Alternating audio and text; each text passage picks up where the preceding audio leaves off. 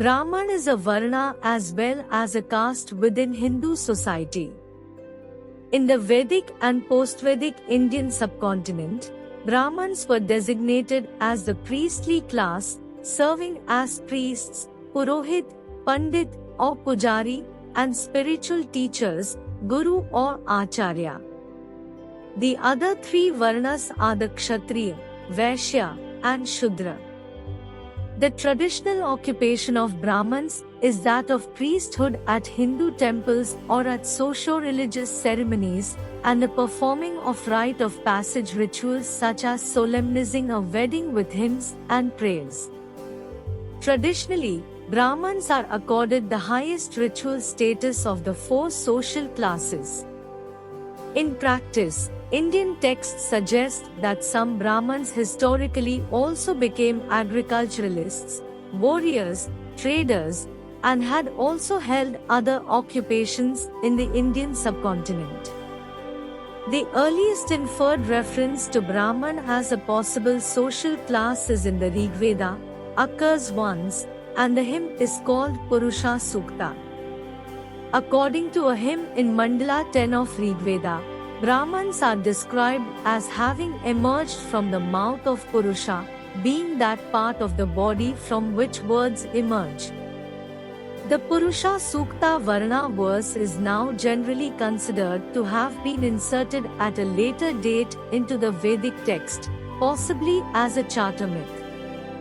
Vedic scholars state, there is no evidence in the Rigveda for an elaborate, much subdivided and overarching caste system, and the Varna system seems to be embryonic in the Rigveda and, both then and later, a social ideal rather than a social reality.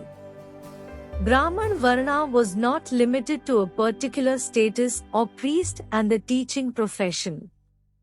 Chanakya, a Brahman born in 375 BC, was an ancient Indian polymath who was active as a teacher, author, strategist, philosopher, economist, jurist, royal advisor, who assisted the first Mauryan emperor Chandragupta Maurya in his rise to power, and is widely credited for having played an important role in the establishment of the Maurya Empire. Historical records from mid-8th cent millennium CE and later suggest Brahmins were agriculturalists and warriors in medieval India, quite often instead of as exception. Scholars state that Hosla Empire records frequently mention Brahman merchants carried on trade in horses, elephants and pearls and transported goods throughout medieval India before the 14th century. Unlike the Mughal Empire in northern India, Brahmins figured prominently in the administration of Deccan sultanates. Under Golconda Sultanate, Telugu Niyogi Brahmins served in many different roles such as accountants, ministers, revenue administration, and in judicial service. The Deccan Sultanates also heavily recruited Marathi Brahmins at different levels of their administration. During the days of Maratha Empire in the 17th and 18th century, the occupation of Marathi Brahmins ranged from being state administrators, being warriors to being de facto rulers as Peshwa. After the collapse of Maratha Empire, Brahmins in Maharashtra region were quick to take advantage of opportunities opened up by the new British rulers. They were the first community to take up Western education and therefore dominated lower level of British administration in the 19th century. Similarly, the Tamil Brahmins were also quick to take up English education during British colonial rule and dominate government service and law. During the Islamic Mughal Empire era, Brahmins served as advisors to the Mughals, later to the British Raj. The East India Company also recruited sepoys, soldiers, from the Brahmin communities of Bihar and Awadh in the present-day Uttar Pradesh for the Bengal army. Many Brahmins in other parts of South Asia lived like other Varna, engaged in all sorts of professions. Among Nepalese Hindus, reports suggest the actual observed professions of Brahmins from 18th to early 20th century included being temple priests, minister, merchants, farmers, potters, masons, carpenters, coppersmiths, stone workers, barbers, gardeners among others.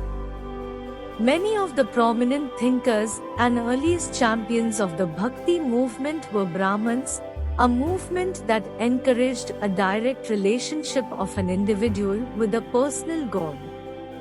Among the many Brahmins who nurtured the Bhakti movement were Ramanuj, Nimbarka, Vallabha and Mandvacharya of Vaishnavism, Ramananda, another devotional poet son. Born in a Brahmin family, Ramananda welcomed everyone to spiritual pursuits without discriminating anyone by gender, class, caste or religion, such as Muslims. He composed his spiritual message in poems, using widely spoken vernacular language rather than Sanskrit, to make it widely accessible.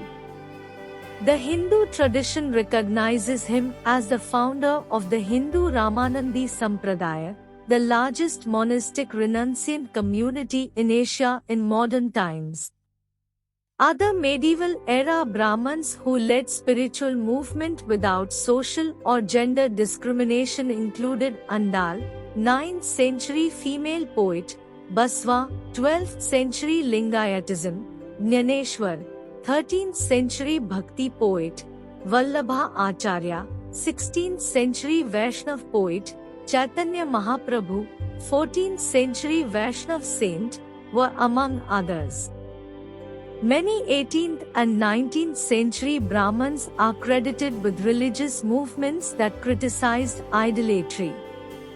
For example, the Brahmins Raja Ram Mohan Roy led Brahmo Samaj and Dayananda Saraswati led the Arya Samaj. According to 2007 reports, Brahmins in India are about 5% of its total population. The Himalayan states of Uttarakhand, 20%, and Himachal Pradesh, 14%, have the highest percentage of Brahmin population relative to respective states' total Hindus. According to the Center for the Study of Developing Societies, in 2004 about 65% of Brahmin households in India earned less than $100 a month.